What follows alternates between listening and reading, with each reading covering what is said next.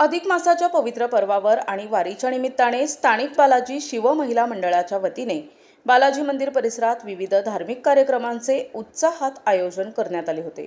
या प्रसंगी परिसरातील महिलांनी एकत्र येत भगवान बालाजी चरणी 1.25 लाख अखंड ज्योत प्रज्वलित केली आणि देवाचा लाडका 56 भोग प्रसाद अर्पण केला। या कार्यक्रमाचे विशेष आकर्षण म्हणजे मंडळातील सर्व महिला नुकत्याच हरिद्वार येथून गंगा स्नान करून परतल्या आहेत।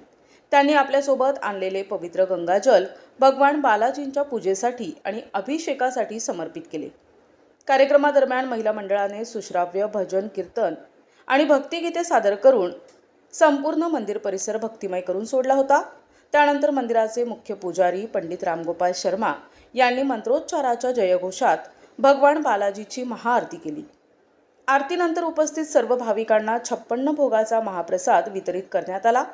बालाजी शिव महिला मंडळ हे मंदिरात वर्षभर होणाऱ्या प्रत्येक सण उत्सवात आणि धार्मिक कार्यात नेहमीच मोठ्या उत्साहाने आणि हिरिरीने भाग घेते, अशी माहिती यावेळी देण्यात आली आहे।